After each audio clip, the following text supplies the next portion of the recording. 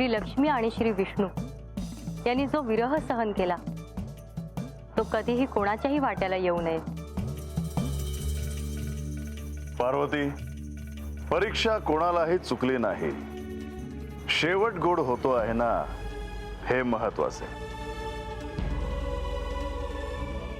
जगत पालक भगवान श्री विष्णू आणि आदिशक्ती श्री महालक्ष्मी हे कधीच विभक्त झाले नव्हते।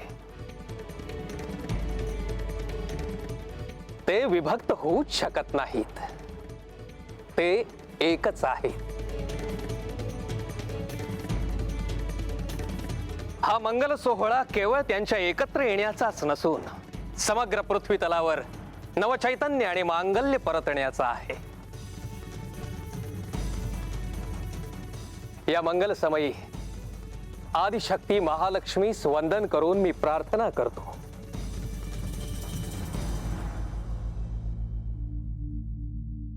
की हे माते, या पृथ्वी तलावर धन धान्य जल संपत्ती अशा विविध रूपात प्रतिष्ठापित होऊन मनुष्यास सुख प्रदान करावे। भगवान विष्णूंनी पुन्हा एक वार तिन्ही लोकांना संकटातून तारले आहे। मी त्यांना वंदन करून अशी प्रार्थना करतो, हे प्रभू, भविष्यात आदिशक्तीसह या पृथ्वी तलावर प्रतिष्ठापित होऊन भक्तांच्या मनोकामना पूर्ण कराव्यात।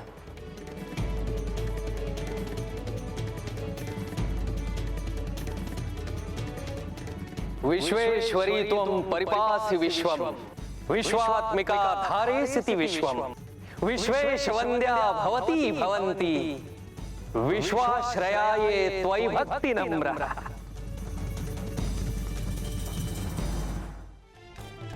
अहो, भक्तांच्या भल्यासाठी भगवंत सदैव तत्पर असतात। केवळ भक्ताच्या मनातला भक्तिभाव महत्वाचा।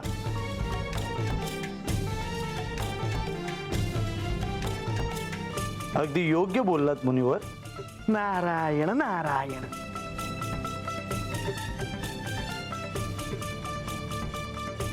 म्हाळसा,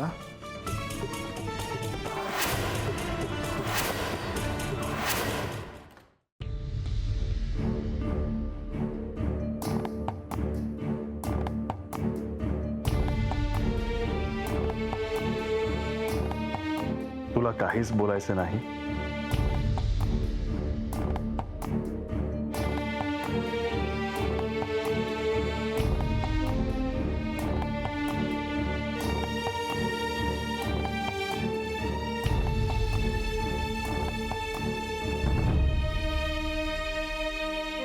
म्हाळसा, तुम्ही काहीच बोलणार नाही का?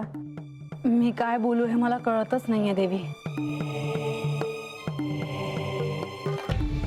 ज्यांना मी आतापर्यंत लक्ष्मी देवी आणि बंधू म्हणून ओळखत होते त्यांचं मूळ स्वरूप आज माझ्या समोर आलं आहे। मी त्यांच्याशी कसं आणि काय बोलू?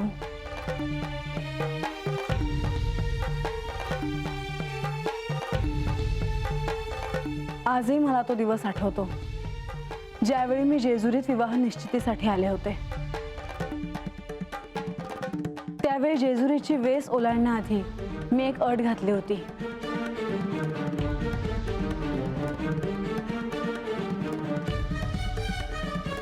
ही खुणगाट त्यांचीच आहे ही साक्ष मला जोपर्यंत पटत नाही तोपर्यंत मी जेजुरीत प्रवेश करणार नाही। त्यावेळी प्रधानजींनी बंधू या नात्याने ते माझ्या शंकांचं निरसन करतील असे मला सांगितले होते आणि तेव्हापासून आतापर्यंत बंधू या नात्याने त्याने त्यांचे दायित्व पार पाडले आहे। त्यानंतर तुम्ही गडावर आलात। मला एक सखी मिळाली जिच्याशी मी मनमोकळेपणाने बोलू शकायचे। ते नातं अजूनही तसंच आहे म्हाळसा, पण आता आधीसारखं सगळं आधीसारखंच असणार आहे। तुम्ही ह्याचा विचारही करू नका। देवी, आमचं स्वरूप जरी तुम्हाला समजलं असलं तरी आमचं जे दायित्व आहे ते आम्हाला पार पाडायचंच आहे।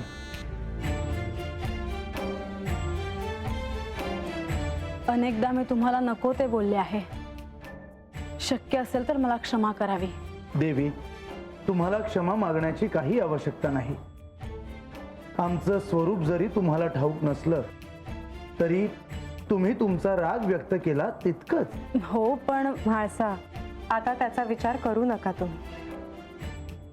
माझा तर अजूनही विश्वास बसत नाहीये की हे सारं घडलं आहे.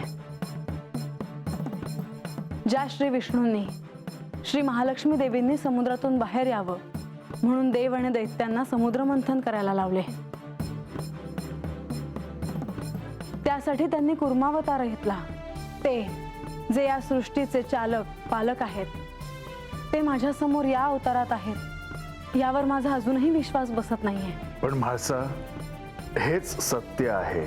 आपला विवाह होण्यापूर्वी श्री महालक्ष्मी देवी या क्षीरसागरातून ह्या जेजुरीवर आल्या, कारण आपल्या विवाहासाठी त्यांचे सहाय्य अत्यंत आवश्यक होते. हो, याबद्दल तुम्ही मला तेव्हा सांगितलं होतं. म्हाळसा, आपला विवाह झाल्यानंतर श्री महालक्ष्मी देवी ह्या स्वगृही निघाल्या होत्या. तुला आठवतंय?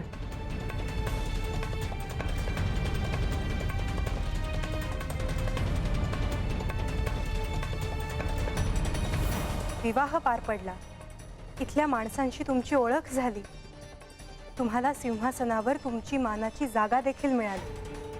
आता तुमचा संसार खऱ्या अर्थानं सुरू झाला.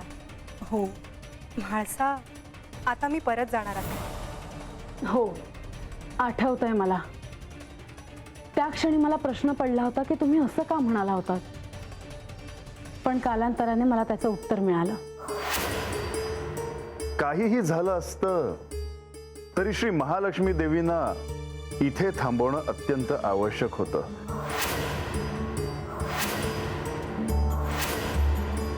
खरंच माधवा, श्री महालक्ष्मी देवी, तुमच्याशिवाय ह्या शिवलीलेत काय झालं असतं हे सांगता येत नाही. हे श्री विष्णू, हे श्री महालक्ष्मी देवी,